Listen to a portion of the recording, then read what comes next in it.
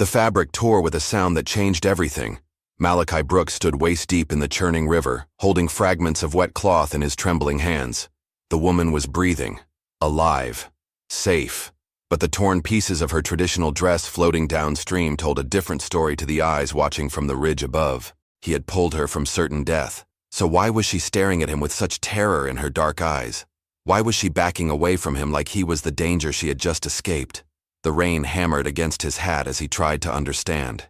In his world, saving someone meant gratitude. In his world, torn clothing was a small price for a saved life. But standing there, watching her clutch the remaining fabric to her chest while scanning the tree line with desperate eyes, Malachi began to realize he wasn't in his world anymore. 3 hours earlier, Malachi had been tracking his missing cattle through the canyon when the storm hit without warning. The sky had turned black as coal, and the wind carried a violence that bent trees nearly in half. He should have sought shelter immediately, should have turned back to his small ranch house and waited out the tempest like any sensible man would do. Instead, he heard the screaming. Human voices don't sound like animal cries, no matter how desperate. This was different. This was terror in its purest form, cutting through the howling wind like a blade through silk. Without thinking, Malachi spurred his horse toward the sound, following it down the rocky slope to where the normally calm stream had become a raging torrent.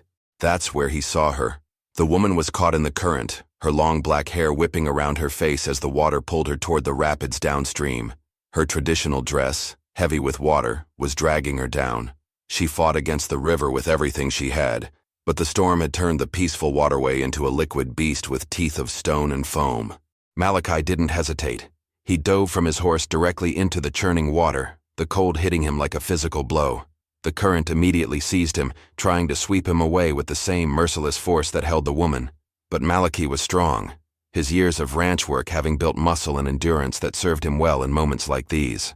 He reached her just as her strength began to fail. Her eyes met his for one brief instant, and he saw something there that would haunt him later. Not just fear of drowning, fear of him, fear of being touched by a stranger, fear of what her rescue might cost her. But there was no time for gentle considerations. The rapids loomed ahead, and Malachi knew that hesitation meant death for both of them. He grabbed her around the waist, feeling the fabric of her dress bunch in his grip, as he pulled her toward the shore, fighting against the current's relentless pull. He heard the material begin to strain and tear. The sound of ripping cloth mixed with her sharp intake of breath. But they were alive, and that was all that mattered. Or so Malachi thought, until he saw the faces emerging from the forest above. Sometimes the worst misunderstandings begin with the best intentions. The warriors stood silhouetted against the storm clouds, their figures dark and menacing along the ridge. From their vantage point, they could see everything.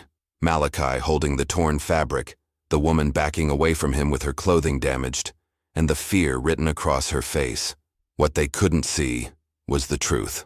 Ayanna pressed herself against the muddy riverbank, her dark eyes darting between Malachi and the growing number of shapes appearing through the rain. She spoke rapidly in her native tongue, words tumbling over each other in desperate urgency. Though Malachi couldn't understand the language, the panic in her voice was universal. "I was trying to help," Malachi said quietly, raising his hands to show he meant no harm. But his words seemed to increase her distress rather than calm it. She shook her head violently, pointing toward the warriors above. Then she did something that confused Malachi even more. She grabbed dirt from the riverbank and began rubbing it on her arms and face, as if trying to hide evidence of something. Her movements were frantic, desperate. A war cry echoed across the canyon, harsh and guttural, followed by answering calls from multiple directions. The sound made Malachi's blood run cold. He had heard tales of frontier conflicts, but had never experienced the primal terror of being outnumbered by armed warriors in their own territory. Ayanna suddenly grabbed Malachi's arm, her grip surprisingly strong. For a moment he thought she might be asking for protection. Instead, she pushed him away from her with such force that he stumbled backward into the shallow water. "Go," she whispered, in heavily accented English. "They will kill you." But it was already too late for escape. The first warrior had begun making his way down the steep canyon wall, moving with the fluid grace of someone who knew every rock and root. Others followed, their descent creating a cascade of loose stones that clattered into the water below. Malachi counted at least 12 figures, though the rain made it difficult to be certain. They carried traditional weapons, bows, war clubs, and steel blades that gleamed despite the gray light. Their faces were painted for war, and their intentions were unmistakable. The lead warrior reached the bottom of the canyon and stepped into the river without hesitation. He was a large man, powerfully built, with graying hair braided with feathers and beads. His eyes locked onto Malachi with a hatred so intense it was almost physical. When he spoke, his voice carried the weight of absolute authority. Though Malachi couldn't understand the words, their meaning was clear enough. This was judgment, and it had already been passed. Ayanna threw herself between the two men, speaking rapidly to the warrior leader. Her voice was pleading, desperate, but the man's expression didn't change. If anything, seeing her torn clothing and muddy condition seemed to fuel his rage. More warriors splashed into the river, surrounding Malachi in a loose circle. Their weapons remained lowered, but ready. They were waiting for something, a signal, a word from their leader, permission to act on what they believed they had witnessed. Malachi realized with growing dread that everything he had done to save this woman's life was being interpreted as an attack upon her honor. Every tear in her dress, every smudge of dirt on her skin, every sign of struggle was evidence against him, and the most damning evidence of all was still clutched in his hands. The torn pieces of her sacred clothing, floating like accusations in the churning water around them. The lead warrior raised his war club, and Malachi understood that his time for explanations had run out. The truth can be more dangerous than lies when no one wants to hear it. The war club froze in midair as a new voice cut through the rain, deep, commanding, and carrying absolute authority. The lead warrior immediately lowered his weapon and stepped back, though his eyes never left Malachi's face. Through the storm came another figure, older than the others, moving with the careful dignity of someone whose every step commanded respect. This man wore no war paint, but the feathers in his graying hair and the intricate beadwork on his leather vest marked him as someone of great importance. Ayanna's entire body went rigid when she saw him. She whispered a single word that sounded like both reverence and terror: "Father." Dakota surveyed the scene with dark eyes that missed nothing. He saw his daughter's torn clothing, the fear on her face, the white man standing waist-deep in their sacred river holding pieces of her dress. He saw the circle of warriors ready for blood, and the tension that crackled in the air like lightning waiting to strike. When he spoke, it was in his native tongue, but his tone made translation unnecessary. He was asking questions, and he expected answers. Ayanna responded rapidly, her voice shaking. She gestured toward the river, toward Malachi, toward the torn fabric floating in the water.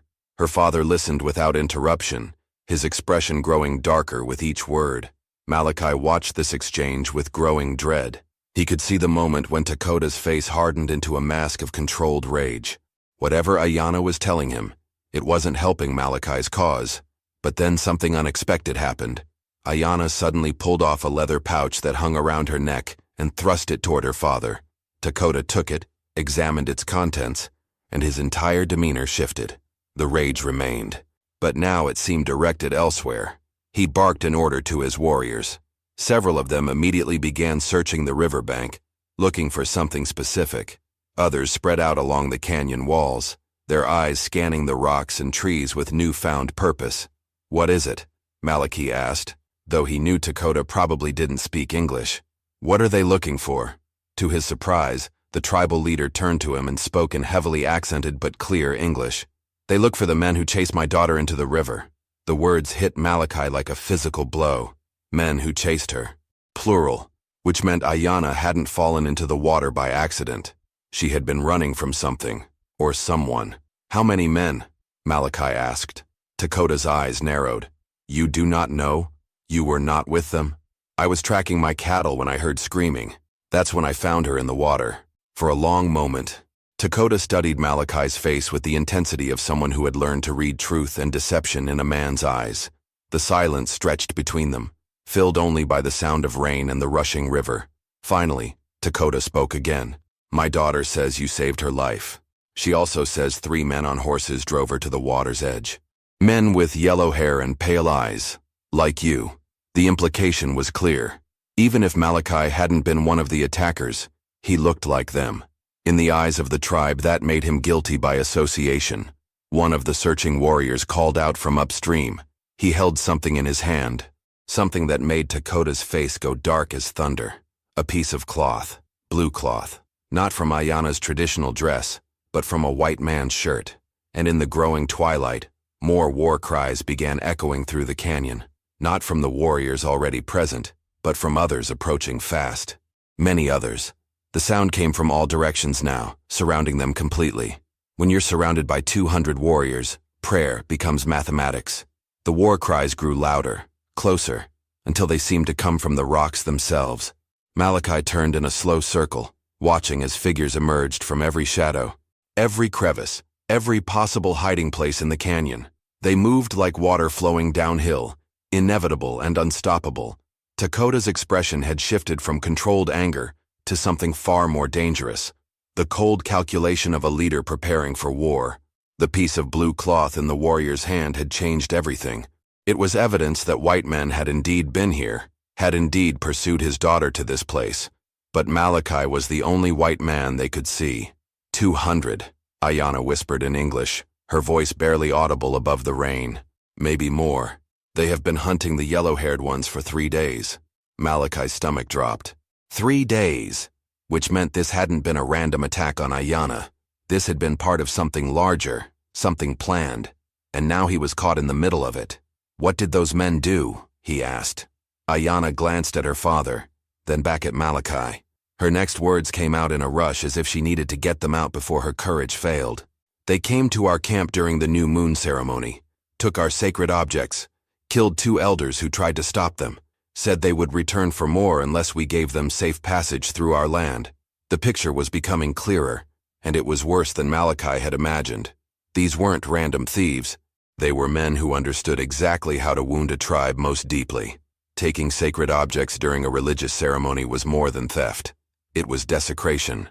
Dakota spoke sharply to his daughter, clearly displeased that she was sharing their business with a stranger. But Ayana continued anyway, her voice growing stronger.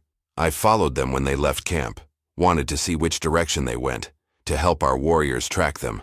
But they saw me, chased me through the forest until I had nowhere left to run, except into the water. More pieces of the puzzle fell into place. Ayana hadn't been a victim in the wrong place at the wrong time. She had been a scout, gathering intelligence for her tribe. Her torn dress wasn't just evidence of Malachi's rescue. It was evidence of her own courage.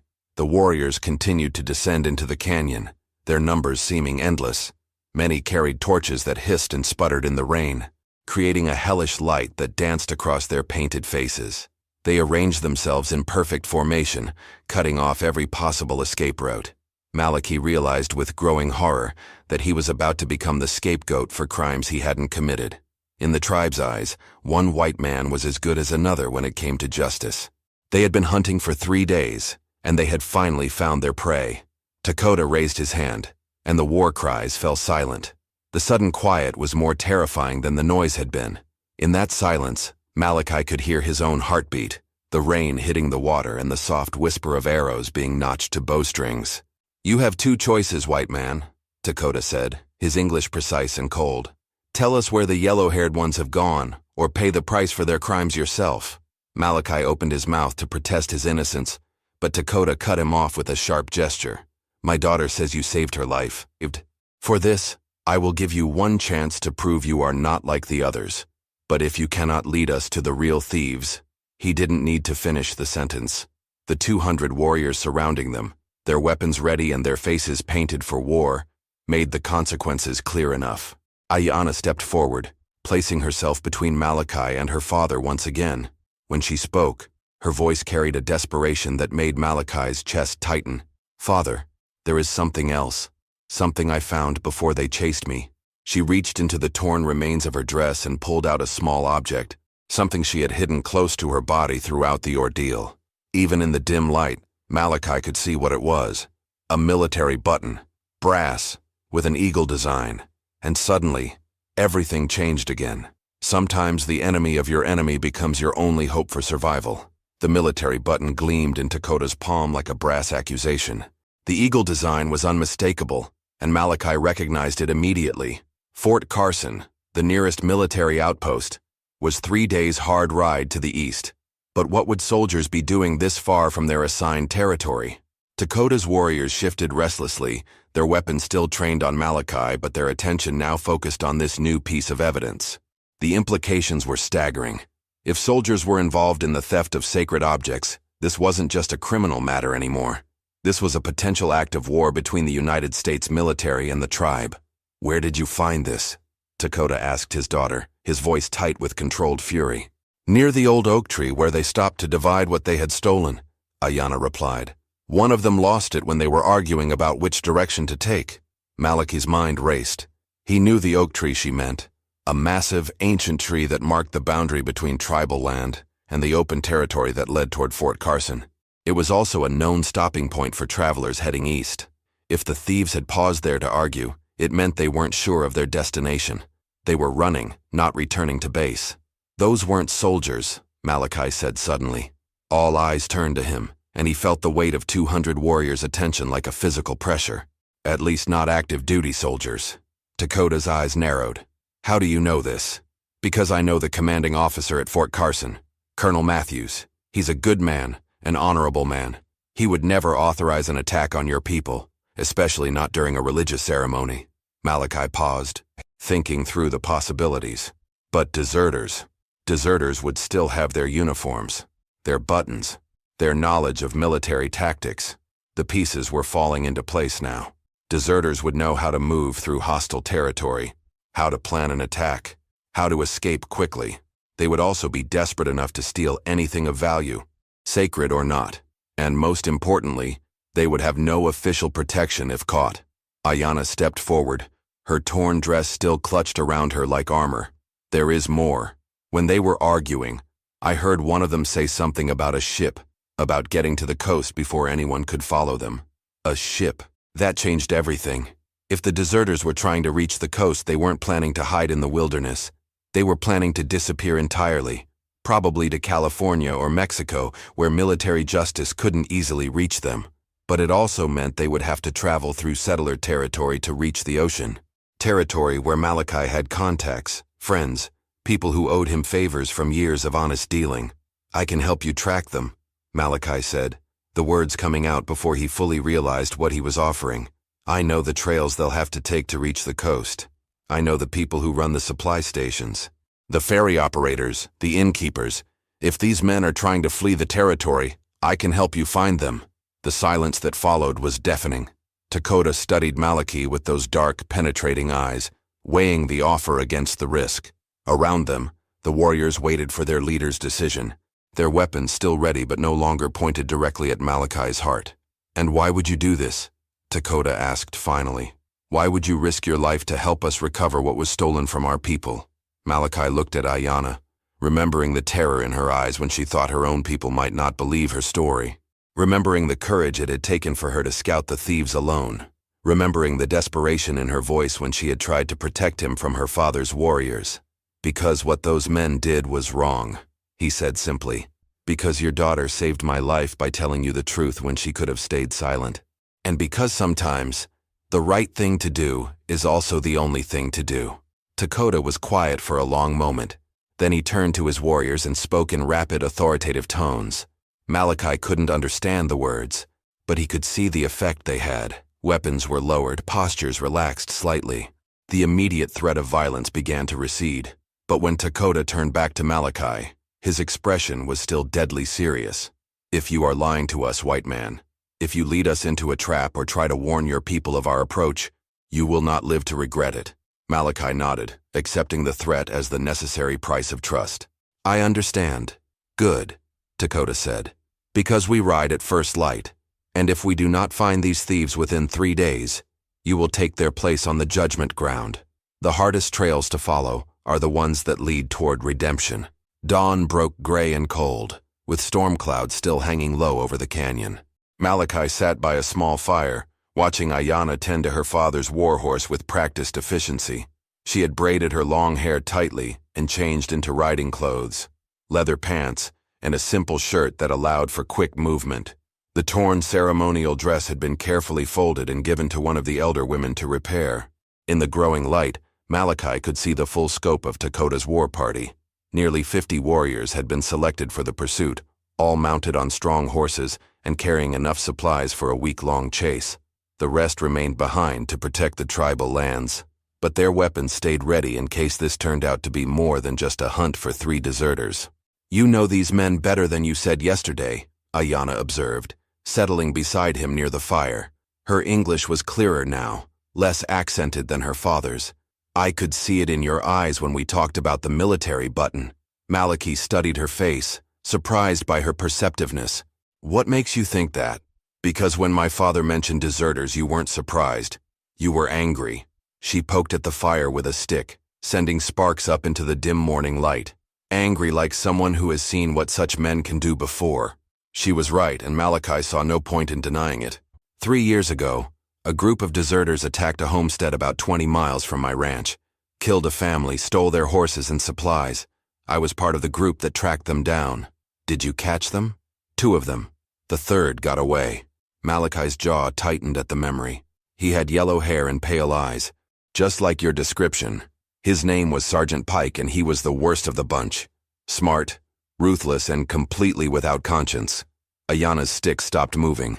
"You think he is one of the 3 who attacked our ceremony?" "I'd bet my ranch on it. Pike always worked with the same 2 men, Corporal Jennings and Private Walsh. All 3 of them deserted together after the homestead killings. The Army's been looking for them ever since." This information changed everything. They weren't just chasing random thieves anymore. They were pursuing known killers. Men who had already proven they would murder innocents without hesitation. Men who would not surrender peacefully when cornered. Dakota approached their fire, his expression grim. "My scouts have found their trail," he announced. "They headed east through Willow Pass, just as you predicted. But they are not alone anymore." Malachi felt his stomach drop. "How many?" "At least 6 riders now. Maybe 7. The tracks are difficult to read in the wet ground, but it appears they met with others sometime during the night. 6 or 7 men instead of 3. The odds had just shifted dramatically against them, and everyone knew it. Even 50 tribal warriors would be hard-pressed to defeat 7 desperate deserters in open country, especially if those deserters had military training and modern weapons. But there was something else in Dakota's expression, something that made Malachi's skin crawl with apprehension. "What is it?" Ayanna asked, reading her father's face with the same perceptiveness she had shown with Malachi. Dakota held up a piece of paper, folded and water-stained but still readable. "One of my scouts found this pinned to a tree near their camp. It appears to be intended for us." Malachi took the paper and unfolded it carefully. The writing was in a rough, uneducated hand, but the words were clear enough. "To the savages following us, we have your sacred trinkets and we ain't giving them back. Keep coming after us and we'll burn every one of them before we throw the ashes in the nearest river. You got 1 day to turn around and go home. After that, your precious holy things become kindling. S. Pike." The message hit Malachi like a physical blow. Pike not only knew they were being followed, but he was using the stolen sacred objects as leverage. This wasn't just theft anymore. This was psychological warfare designed to force the tribe into an impossible choice. Abandon the pursuit and let the desecration stand, or risk watching their most precious religious artifacts be destroyed in front of them. Ayanna read the note over Malachi's shoulder, her breath catching when she reached Pike's name. "You were right. It is the same man." "There's more," Dakota said grimly. "The scout who found this also discovered something else at their camp. Evidence that they have been in contact with other groups, other deserters, other outlaws. This Pike has been building an army." Malachi's blood ran cold. An army of deserters and criminals, all united under Pike's leadership, all armed, all desperate, and all willing to kill anyone who got in their way. And somewhere ahead of them, Pike was waiting with the tribe's most sacred possessions, daring them to come and try to take them back. "How long until we reach Willow Pass?" Malachi asked. Dakota's smile was cold as winter wind. "If we ride hard, we can be there by sunset. But I fear that will not be soon enough to prevent Pike from carrying out his threats." As if summoned by his words, a column of black smoke began rising on the eastern horizon. Thick, dark smoke that spoke of things burning that were never meant to burn. Pike had begun destroying the sacred objects, and with each item that went up in flames, the chances of avoiding a full-scale war grew smaller and smaller. Some battles are won before the first shot is fired. The smoke grew thicker as they rode east, a black column against the gray sky that marked Pike's location as clearly as a signal fire. But Malachi recognized something in that smoke that made his heart race with hope rather than despair. It was too thin, too controlled to be the complete destruction of the sacred objects. Pike was burning something, but not everything. Not yet. He's bluffing, Malachi called to Dakota as they crested a ridge overlooking the valley where the smoke originated. Look at the smoke pattern. That's wet wood and leather burning, not ceremonial artifacts. He's trying to make us think he's destroying everything, but he's keeping the real treasures intact. Dakota reined in his horse and studied the smoke with experienced eyes. Around them, the 50 warriors spread out along the ridgeline, their weapons ready, but concealed from view below. In the valley, Malachi could see Pike's camp clearly now. 7 men arranged around a large fire, their horses picketed nearby, and most importantly, several leather bundles that could only contain the stolen sacred objects. Why would he keep them? Ayanna asked, her voice barely above a whisper. Because he's planning to sell them, Malachi replied grimly. There are collectors back east who pay good money for Indian artifacts. No questions asked. Pike's not just a killer, he's a businessman. Those objects are worth more to him whole than burned. The realization changed their entire tactical situation. Pike wasn't planning a final stand here. He was buying time, using the threat of destruction to keep the tribe at a distance, while he arranged safe passage to the coast.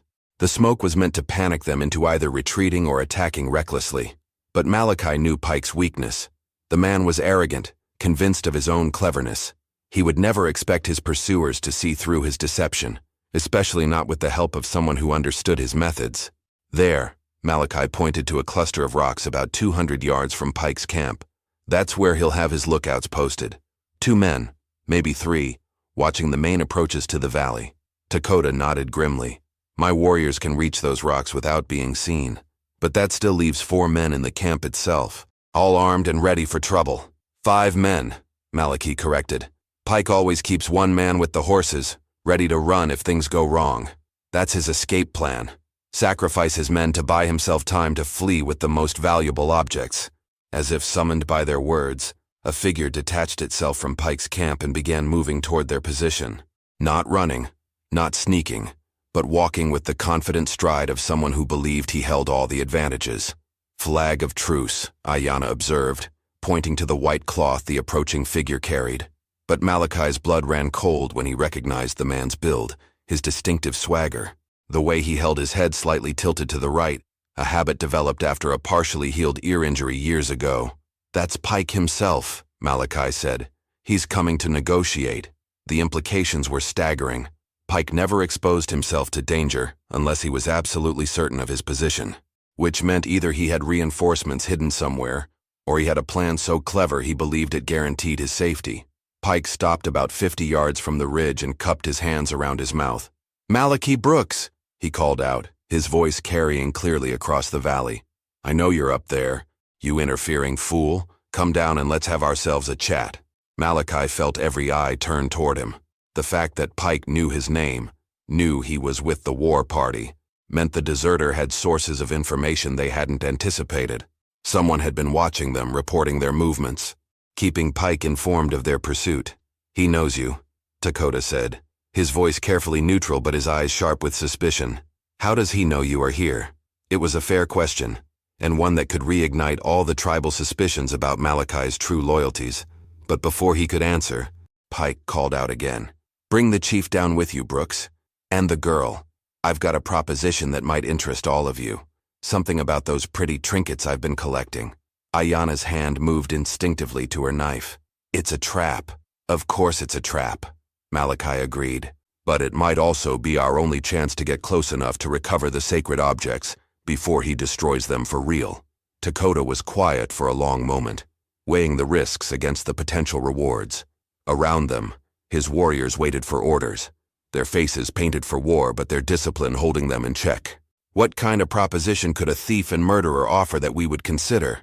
Dakota asked finally. Pike seemed to hear the question despite the distance, and his laugh carried an edge of genuine amusement.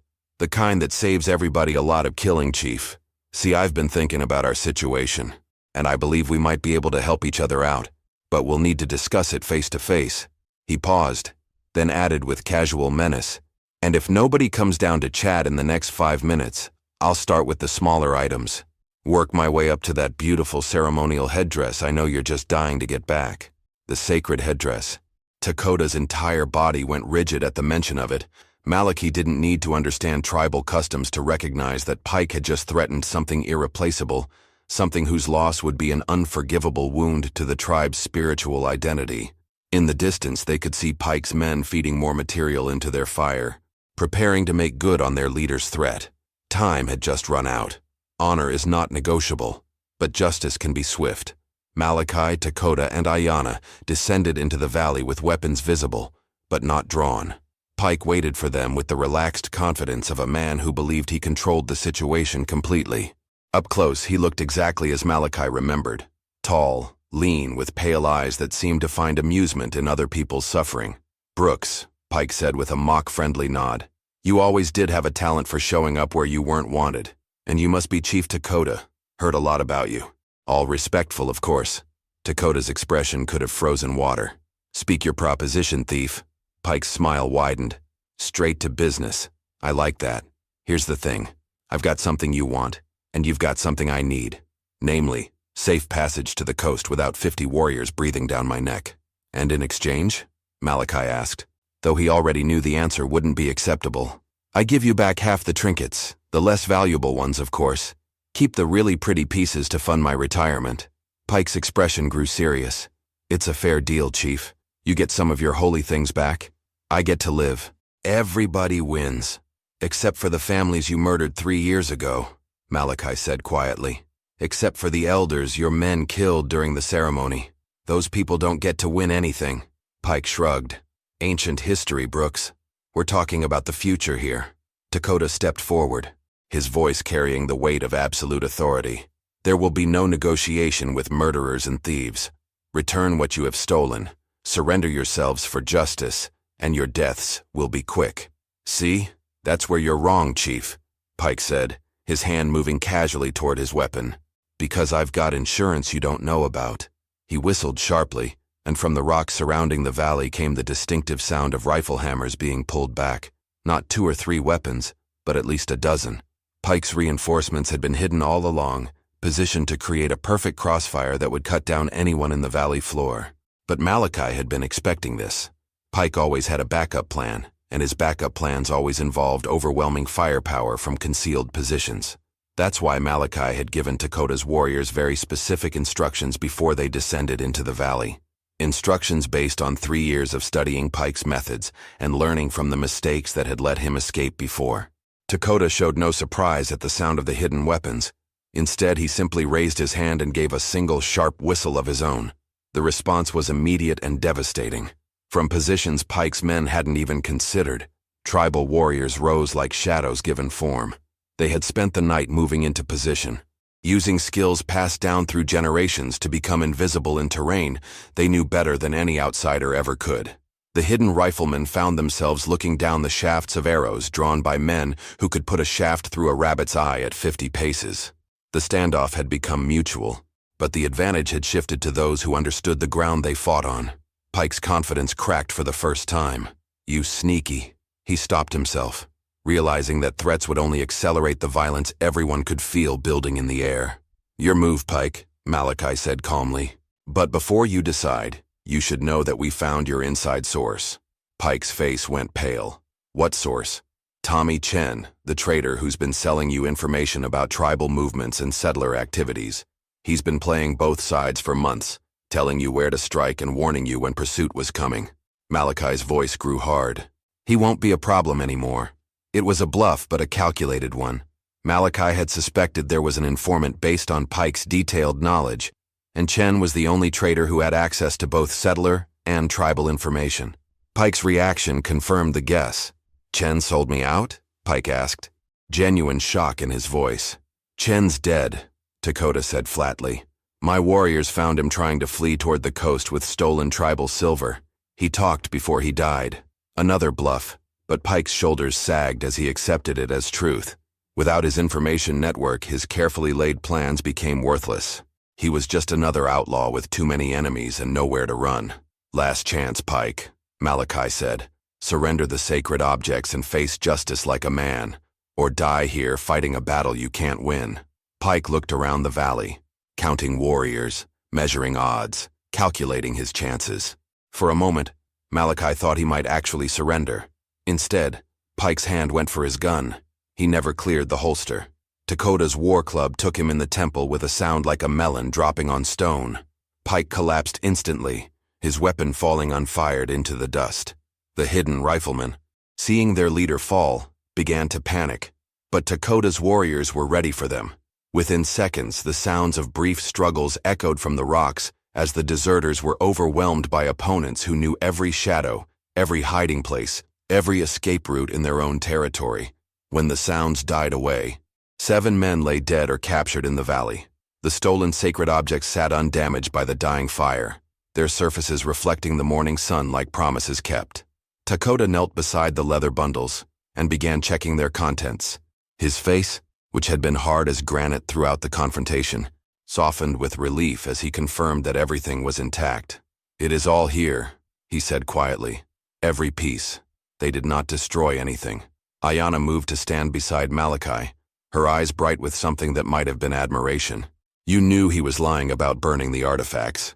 Pike was many things, but he wasn't wasteful. He never destroyed anything that could be turned into profit. Malachi looked down at the fallen deserter, feeling no satisfaction in the man's death but considerable relief that his crimes had finally caught up with him. Dakota rose from examining the recovered objects and faced Malachi squarely. "You have proven yourself worthy of trust, Malachi Brooks. Your actions today have prevented war between our peoples and returned what was sacred to us. How can this debt be repaid?" Malachi thought about it for a moment, then smiled. "Let there be peace between your people and the settlers.